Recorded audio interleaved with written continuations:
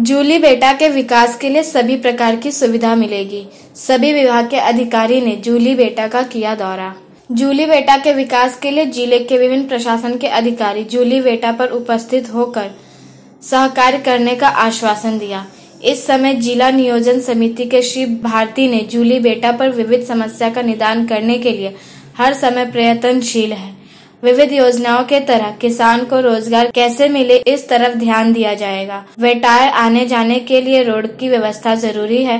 पर्यटन क्षेत्र के हिसाब से बेटा का विकास करने के लिए राज्य सरकार और केंद्र सरकार का सहयोग लिया जाएगा। जूली बेटा विज व्यवस्था, बंधार दुरुस्ती, जेटीची व्यवस्था, पर्यटक क्षेत्र निर्माण करने के लिए उपाय योजना, बेटावर शासकीय अनुदान से मत्स्य व्यवसाय, पर्यटन क्षेत्र होने पर विविध रोजगार किस प्रकार से उपलब्ध होगा, इस बारे में उपस्थित शासकीय अधिकारी को जानकारी दी। मेरीटाइम बोर्ड के श्री एस.टी. मोरे, नमक विभाग के विकास मंडल अजय शेट्टी, वीज वितरण मंडल के श्री करंजने, वसई विरार महानगर पालिका के सहायक आयुक्त रितेश किणी, इंजीनियर सुरेंद्र ठाकुर, वन विभाग के एन.जी. पाधिर, पर्यटन विकास नियोजना के नंद कुमार जाधव, क्षेत्र के तलाठी वर्ग, इस प्रकार विभिन्न विभाग के अधिकारी उपस्थित रहे। आगरी सेना के नेता कैलाश पाटिल ने कहा कि जूली बेटा क्षेत्र का विकास किस तरह से किया जाए, इसका नियोजन करके बेटा क्षेत्र का विकास किस तरह से किया जाए, इस तरफ ध्यान देना जरूरी है। पर्यटन क्षेत्र का निर्माण करने योग्य नियोजन करके ज्यादा से ज्यादा निधि देकर किसान को रोजगार दिया जाना चाहिए। मछली पकड़ने के लिए शासन की तरफ से अच्छी योजनाएं हैं, वह योजनाएं भूमिपुत्रों को मिलना जरूरी है। इस तरह से आगरी सेना के कैलाश पाटिल ने कहा है। इनिशियली आपण जर मत्स्य व्यवसायाचा विषय आहे साहेब, मत्स्य व्यवसायामध्ये 500 एकर लँड आहे, मत्स्य व्यवसाय आणि त्याला जोडधंदा म्हणून टुरिझम। मत्स्य व्यवसायामध्ये ज्या प्रकारे आम्ही शिबिर पण ऑर्गनाइज केलेलं आहे, त्याच्या म्हणण्यानुसार 7 महिन्यामध्ये एका पॉन्ड मागे खर्च सोडून 4 ते 5 लाख रुपये मिळत असेल तर मत्स्य व्यवसायासाठी आज कोण मत्स्य व्यवसायाचे ऑफिसर नाही आहेत, तर सबसिडीसाठी जे लागणाऱ्या गोष्टी आहेत आम्ही इनिशियल तत्वावर इकडे 30 ते 40 एकरवर माझे बांधव चालू करतात आहेत। त्याच्यात कसं मार्गदर्शन करून पहिला 40 एकरचा टप्पा ह्या सीझनमध्ये कंप्लीट कसा होईल आणि माझ्या भूमिपुत्राला इकडे त्याच्यातून रोजगार कसा मिळेल हे बघण्यासाठी, हे होण्यासाठी जी काय मदत राहील ती इमिजिएटली तुम्ही जी करू शकता ती करा। की ह्या 6 महिन्यामध्ये पहिलं क्रॉप 9 महिन्यामध्ये पहिलं क्रॉप कसं येईल, कारण 2 महिने आहेत, आपण पॉन्ड 2 महिन्यामध्ये करू शकतो। पहिलं क्रॉप होऊन त्याला सबसिडी कशी मिळेल, कारण सबसिडी फार आहे।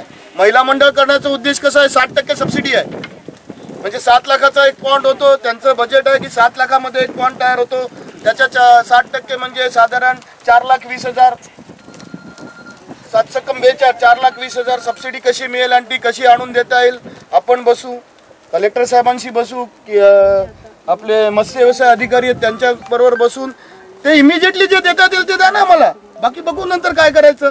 टुरिझम आणण्यासाठी इन्फ्रा पाहिजे, तर मिनिमम अमेनिटीज पाहिजे आम्हाला, रस्ते पाहिजेत, इलेक्ट्रिसिटी पाहिजे, एसडीपी पाहिजे।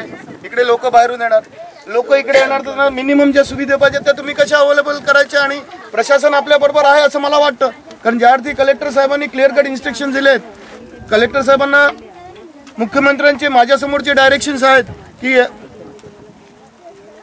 आगरी समाज, कोळी समाजाच्या लोकांना मदत कशी करता येईल, माझ्यासमोर दिलेले डायरेक्शन आहे कलेक्टर साहेबांना, त्यामुळे आज चालू आहे। पण ह्याच्यात चांगल्या प्रकारे आम्हाला मदत करून लवकरात लवकर रोजगार, आमची लोक एकदम सगळ्या बाजूने कंटाळलेली आहेत, त्यांना तो ऑफिसर पण नको, नगरपालिका पण नको आणि ते प्रशासन पण नको। कलेक्टरकडून कशा प्रकारे लोकांना छळलेलं आहे ना साहेब, एक साधं काम असेल तर 25 वेळा कशा प्रकारे लोकांना जायला लागतं।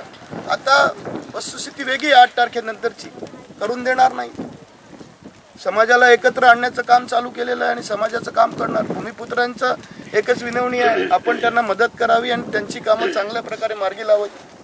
आपण सगळे आलात त्याबद्दल आपले धन्यवाद आणि अशाच प्रकारे सहकार्य आमच्या समाजाला द्यावं ही विनंती करून माझे 2 शब्द संपवतो। आज इकडे छोटासा एक जेवणाचा विषय आहे, तो जेवण घ्यावं आणि सगळ्यांनी लवकरात लवकर परत येऊन लवकरात लवकर कसं प्रत्येक डिपार्टमेंटने मदत करावं एवढं ठरवावं। वहीं आगरी सेना पालगढ़ जिला पदाधिकारी जूली खाड़ भूमि संस्था के पदाधिकारी, महिला मंडल, किसान वर्ग बड़ी संख्या में उपस्थित रहे। पेश है विरार की यह खास रिपोर्ट। एक मीटिंग झाली आमची उपविभागीय अधिकारी कार्यालयात माननीय जिल्हाधिकारी यांच्या निर्देशानुसार। त्याच्या अनुषंगाने आज जुली बेटाला भेटीचं सर्व संबंधित खाते प्रमुखांना आपण बोलवलेलं होतं। त्याच्यामध्ये 1-2 खाते प्रमुख काही आलेले नाहीत, नेमकी त्यांची भूमिका महत्त्वाची आहे। त्याच्यानंतर कृषी अधिकाऱ्यांना देखील बोलवायला पाहिजे होतं, पण आमच्याकडनं राहिलं ते, पुढच्या वेळेस त्यांना सामावून घेण्यात येईल। तसं बेट पर्यटनदृष्ट्या डेव्हलप करायला खूप छान आहे, त्याच्याने स्थानिकांना चांगला रोजगार उपलब्ध होईल। त्याच्यासाठी जे संबंधित खाते आहेत, महाराष्ट्र मेरीटाईम बोर्ड असेल, पतन अभियंता असेल, MSCB असेल, महानगरपालिका असेल, महानगरपालिका एवढ्यासाठी की त्यांचं जिथपर्यंत अप्रोच आहे तोपर्यंत त्यांनी रस्ता, कुठल्याही कम्युनिकेशनचं रस्ता हे फार महत्त्वाचं साधन आहे। जर रस्ता नसेल तर पुढच्या सगळ्या गोष्टी टाळून राहतात। तर या महानगरपालिकेचे इथं प्रतिनिधी आपण बोलवलेले आहेत। या सगळ्यांच्या आधी पाटील साहेबांना मी एक रिक्वेस्ट करतो, नाही एक रिक्वेस्ट अशी करतो की आपण हे आता झालंच पाहिजे। ते तसं आपलं म्हणणं बरोबर आहे, आपली आगडी कामी समजू शकतो, याच्यात वाद नाही, वेळ जाणार या गोष्टी। आता तुम्ही चालना दिली, नक्कीच या चालनेला 10 वर्षांनी याल तर कदाचित हे स्वित्झर्लंड सारखं झालेलं असेल, कदाचित म्हणजे आपल्या आक्रमकतेवरून असं दिसून येतं। तशा पद्धतीने लोक आनंद घेऊ शकतात आणि मग पुढे इकडे परत ते केळव्याला जाऊ शकतात कनेक्ट होऊन। म्हणजे हाही परिसर निसर्गाने नटलेला परिसर आहे, केळवा, मापूचार वगैरे, सफाळा वगैरे, म्हणजे हा संपूर्ण झोन तुमचा पर्यटन झोन डेव्हलप होईल। जसा रत्नागिरी, सिंधुदुर्ग, देवबांधपासून, गोव्याच्या देवबांधपासून तर तुमचं पूर्ण अलिबागपर्यंत जसा तो झोन तयार झालेला आहे, त्या पद्धतीने हा एक किनारा डेव्हलप होऊ शकतो। या दृष्टीने आणि आज आपण ब्रिज करून इन्फ्रास्ट्रक्चर करायचा जरी विचार केला तर त्याला वेळ जाणार, 5-10 वर्ष तरी निघून जातील। रोरो फेरीला किंवा जेट्टीला लगेच तुम्हाला सुरुवात करता येईल, म्हणजे ह्याही गोष्टी तुमच्या प्लॅनिंगमध्ये असू द्या, नाही असं नाही। तर त्या दृष्टीने महाराष्ट्र मेरीटाईम बोर्ड किंवा मरीन इंजिनियर जे आहेत हार्बर यांनी प्रयत्न करावेत आणि पर्यटनाच्या माध्यमातून जिल्हा स्तरावरून आपल्याकडे कुठल्याही योजनेला 3 ते 4-5 कोटीचा निधी असतो, पूर्ण जिल्ह्यासाठी असतो, तो वैयक्तिक एका कुठल्या भागासाठी नसतो, तो जिल्ह्यासाठी असतो। मी तेच म्हटलं मगाशी की आपल्याला केंद्र आणि राज्य सरकारची मदत मोठ्या प्रमाणावर इथं घ्यावी लागेल। जिल्हा स्तरावरून सुद्धा छोटी मोठी कामं, समजा उदाहरणार्थ पार्किंग प्लेस आहे, पार्किंग प्लेस डेव्हलप करायचं आहे तर ते पार्किंग प्लेसला देता येईल, किंवा एखादा स्वच्छतागृह बांधायचं आहे तिथं तर ते स्वच्छतागृहाला देता येईल।